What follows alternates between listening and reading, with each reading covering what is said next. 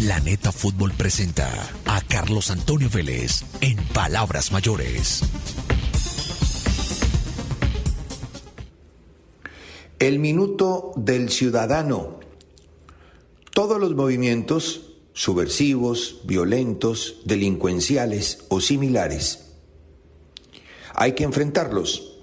Así se disfracen de movimientos políticos, autónomos, independientes, pacíficos, pactos patrióticos, primeras, segundas o terceras líneas, mingas o similares. Con la garantía y la autoridad que otorga la Constitución y la ley, debe quedar claro que nadie puede estar por encima del Estado y por lo tanto deben y tienen que ser enfrentados por parte de éste en caso de que se necesite. Si hay que darles atención personalizada, pues hay que hacerlo. Y si lo merecen, pues hombre, hay que mirar si se salen de madre y quieren generar demenciales protestas, bloqueos y atentados contra la libertad de las personas, pues ahí hay que tomar la decisión de aplicar la Constitución, no queda otra cosa. La atención personalizada, obviamente, tendrá que ver con el comportamiento que tengan. Libertad de manifestarse tiene todo el mundo, tenemos todos, incluso de pedir como se pide, que se respete la Constitución y la ley y que bajo cualquier lineamiento legal se reprima lo que no ande bien. Eso es así de simple. Yo creo que no hay necesidad de explicar más. Campaña de selección. La selección debe estar abierta para todos. Todos los que estén bien, competitivos, sanos, al 500%, deben ser tenidos en cuenta. Que sumen, que sean uno más, que corran, que jueguen, que marquen, sin privilegios. Las individualidades deben sumar, no restar. Nunca poner el equipo en función de una individualidad. Esperar que, como son tan buenos, pues hombre, los demás los rodeen. Eso ya no existe, eso ya no pasa. En los equipos no hay privilegios. Ningún jugador es mejor que todos juntos. En Colombia no hay ninguno que solo gane por todos. Todos ganan y todos pierden en Colombia. En Colombia, con unos y con otros, ganamos, empatamos y perdemos. No es que si tenemos a fulano o a mengano, siempre ganamos. Y si no los tenemos, pues siempre perdemos. Eso en Colombia no existe. Así de simple. Gallito, Nicolás Gallo, ¿se acuerdan? Suspendido, pobre hombre. Le aplicaron el torniquete que pues por supuesto ni a Pitana ni a Roldán les clavaron. Reaparece en Tokio, en Japón, en el torneo olímpico femenino que comenzará este miércoles 21, mañana. En Zambia, Países Bajos, vamos a tener a Mari Blanco como auxiliar número 2 de la argentina Laura Fortunato, y en el VAR un argentino, Mauro Vigliano, como VAR, y el AVAR será Nicolás Gallo, o sea que reaparece Nicolás después de la suspensión, una suspensión que fue muy promocionada, ¿no? Hay algunos, ustedes lo saben, en el arbitraje a los que les promocionan los castigos y a otros simplemente pues no los nombran un tiempo, no les hacen escándalo, no los macartizan, etcétera, etcétera. Regresa entonces Gallito en Tokio, en los Juegos Olímpicos que comenzarán mañana. Llega Zapata, hoy se enrolará a San Lorenzo el veterano Cristian Zapata, de 1000 batallas internacionales, de muchísimos años en el fútbol europeo, con muchísimos partidos en selección nacional, un hombre que generó muchísima garantía en el juego aéreo, en los duelos por la fortaleza física. Si bien en algunos momentos no tuvo continuidad y aparecieron algunas lesiones maltratadas por los médicos de la Federación Colombiana de Fútbol en su momento, ahora, después de tanto tiempo afuera, en Europa, decide casi que cerrar su carrera en el fútbol argentino. Cristian Zapata, por las restricciones, debió volar desde Colombia a Panamá, desde Panamá a Paraguay, dormir anoche en Asunción y en un vuelo privado llegará hoy a la capital argentina. Está cerrado el acuerdo desde hace varios días. Debe cumplir con el aislamiento obligatorio para poderse sumar a los entrenamientos. Llega con el pase en su poder luego de no renovar con el Génova italiano y tendrá un contrato de trabajo bajo para lo que ganan los extranjeros y por objetivos. Se extenderá en los próximos 18 meses. Él no tiene problemas económicos. Él ha decidido jugar en donde quiere jugar y le parece fenomenal terminar en el fútbol argentino. Y va a terminar en el fútbol argentino. Hoy dice el diario deportivo Olé que podría ser el juego Boca Juniors Atlético Mineiro el último para Sebastián Villa, alias el Pegalón. Dicen que hay una oferta del Brujas, 5 millones más 2 de bonus. Se iría al fútbol belga. En el Brujas estuvieron varios jugadores colombianos que desde ahí pasaron al fútbol europeo importante, porque el fútbol de Bélgica a nivel de selección es muy bueno, pero a nivel de club es normalito, es como jugar en Colombia o como jugar en Paraguay o como jugar en Chile, comparativamente, por supuesto, con los grandes de Europa. Pero es un bypass, es una buena posibilidad de vitrina y el Brujas generalmente compite a nivel internacional. Nadie duda que tiene unas muy buenas condiciones. Por lo menos es un hombre rápido, define muy mal, nunca aprendió a definir, pero es un jugador rápido que abre la cancha. Lamentablemente, pues tiene ese juicio por violencia para con su pareja, ¿no? Que eso pues no se le va a quitar nunca de su hoja de vida. Y dice también Olé que Borja sigue siendo la obsesión de Boca.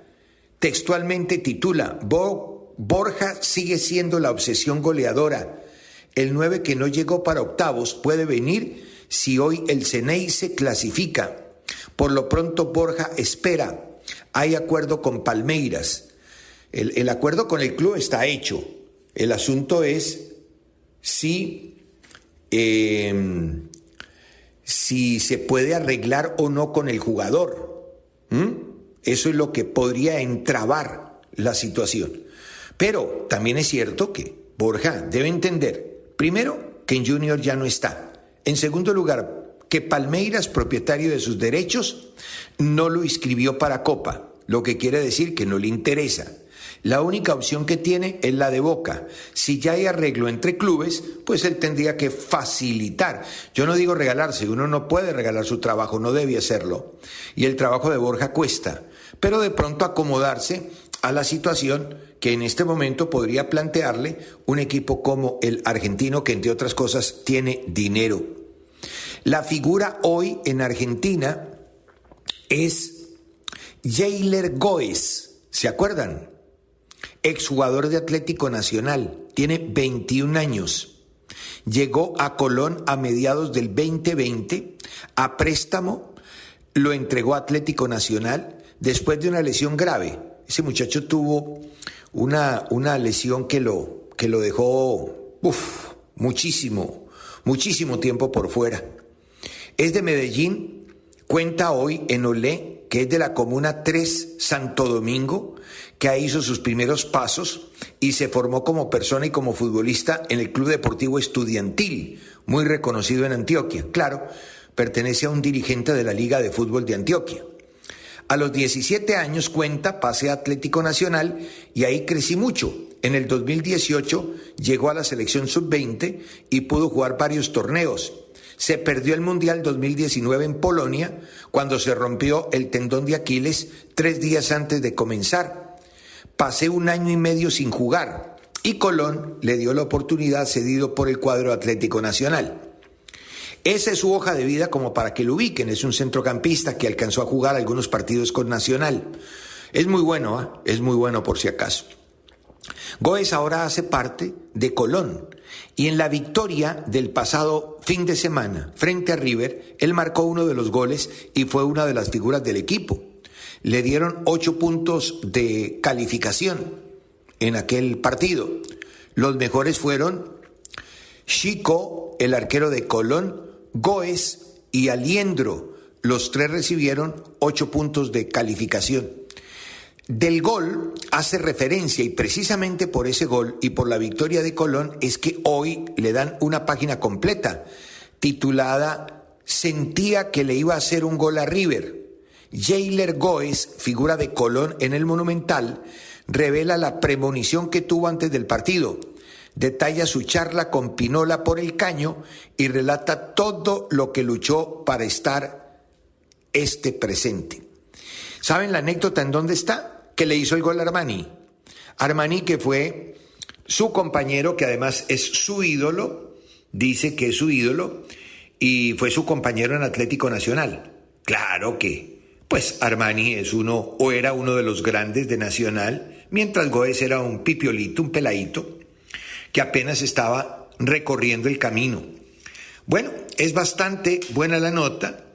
Es una nota futbolística que también tiene pues el episodio miseria que a veces el periodismo argentino explota de nuestros jugadores, pero Goes básicamente habla de lo que futbolísticamente le interesa expresar y me parece que es muy correcto lo que allí cuenta y es un valor, un activo que tiene Atlético Nacional fuera del país y que perfectamente podría utilizar más adelante. Ahí estuve leyendo las declaraciones de Mina. Oiga, hombre, Jerry, o es muy inocente, o es muy ingenuo, o se hace el bobo. Porque, a ver, primero, cuenta que habló con Rafa Benítez y que no, que él es muy buen técnico y muy querido y que pues lo quiere allá. Pues sí, lo quiere allá y lo va a tener hasta que encuentren a quién venderlo. Porque la idea es que el Lenglet sea el titular y Mina no esté. Pues obviamente, mientras no exista comprador, él va a tener que permanecer bajo el mando de Benítez y va a tener que cumplir con su contrato con el Everton. Ah, no, eso está absolutamente claro. Eso está claro. Vea, lo primero es que hay una lista encabezada por James Rodríguez y Jerry Mina. Pero esos jugadores van a tener que seguir entrenando, trabajando bajo las órdenes de Benítez y jugar la Liga Premier en la eventualidad que no aparezca ningún comprador. Eso es así de sencillo, porque tampoco los van a regalar, ¿ya? Entonces, en primer lugar, que no se confíe, muy ingenuo. Además, cuando le preguntaron por Martínez, por el Atarbán, arquero de la selección argentina, y del maltrato, dijo, no, eso son cosas del fútbol. ¿Cómo así? Hágase respetar, no se hicieron respetar en la cancha, después de los gestos y de todas las cosas que le dijo, ¿no? Pues sí, parece muy buenito y desde el punto de vista buenito, vaya y venga, pero a mí se me hace que se está haciendo el bobo. Él debe estar muy herido porque cualquiera tendría que estarlo y hay muchas maneras de expresarlo sin necesidad de insultar a nadie, porque aquí no se trata de ponerse a la par de un Atarbán como Martínez, pero sí, hombre, por lo menos hacerse sentir lo que no hicieron en la cancha, demasiado ingenuo, ¿no? Demasiado ingenuo lo que le leí en cuanto se refiere a su técnico y en cuanto se refiere a Martínez. Lo de su técnico, reitero, él y James se tienen que quedar ahí hasta que aparezcan equipos que los puedan contratar. Lo de James, por ejemplo, con el Milán, ayer hablamos de los 5 que ya contrató y que cada día que pasa se diluye más. Primero porque no es un interés del Milán, es un ofrecimiento de Jorge Méndez al Milán para ver si Milán se interesa por el jugador. Aparentemente dijeron que sí inicialmente, pero pues han hecho todo lo contrario a lo que hay que hacer. han seguido comprando. Mire, el último es Brahim Díaz, el del Madrid, que además juega muy bien y que fue en algún momento compañero de James. Hoy dice Brahim, 2 años en el Calcio. Real Madrid y Milán han hecho pública una nueva cesión del malagueño en el club rosonero, esta vez por 2 campañas. Quiere decir que este es el 6º jugador contratado por el Milán y nada que aparece la operación del colombiano. No, tienen que estarse tranquilitos, entrenen, viajen a Miami, jueguen contra Millonarios, hagan la Florida Cup, por ahí en una de esas convencen a Benítez, que ya los metió en la lista de prescindibles, pero que también entiende que en el momento en que no aparezcan compradores, pues tendrá que quedarse con ellos y tratar de utilizarlos lo mejor posible. Ahí en ese interín es cuando debe y tiene que aparecer, ¿no? La inteligencia de ustedes, Mina y James, de aprovechar la oportunidad, así sea forzada, para quedarse en la institución y hacerlo bien y quedarse como titulares.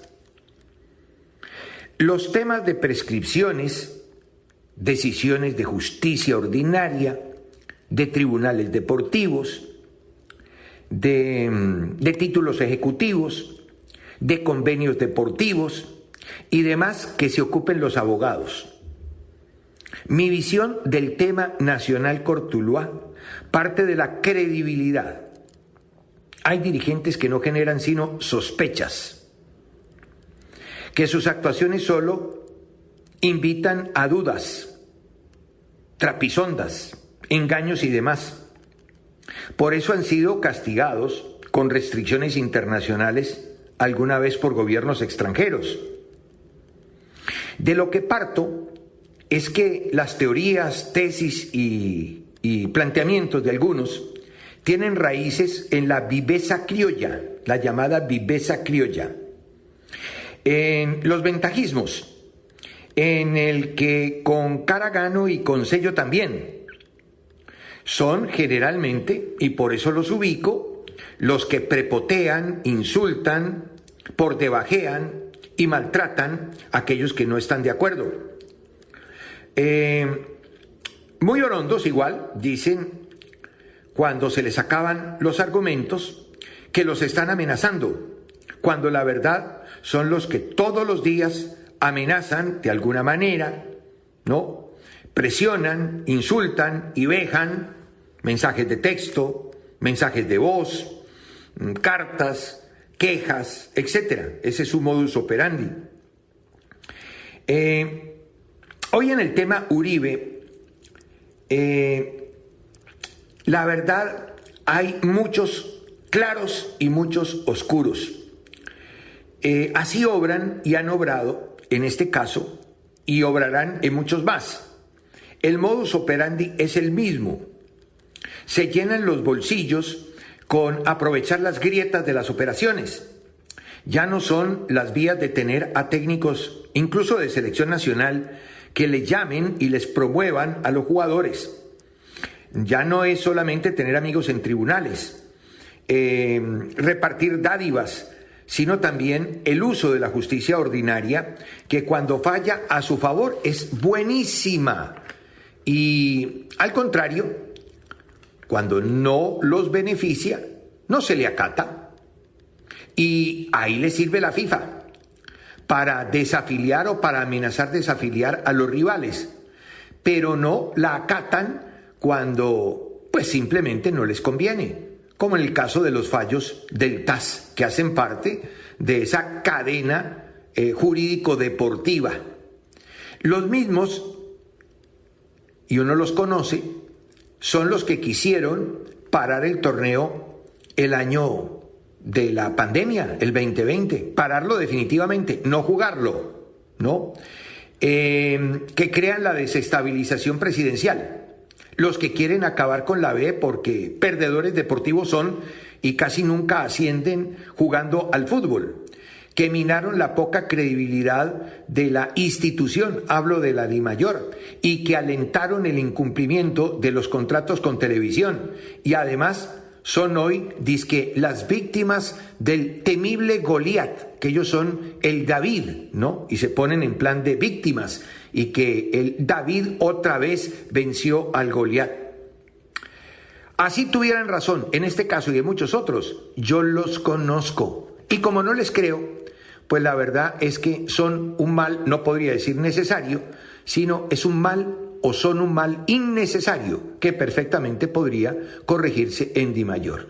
Basta que hagan simples investigaciones y se van a dar cuenta que hay gente que no es nada aconsejable para las instituciones serias. Bueno, como con el virus, habrá que convivir con ellos, pero ojalá algún día se pudiera limpiar el fútbol. Planeta Fútbol presentó a Carlos Antonio Vélez en Palabras Mayores.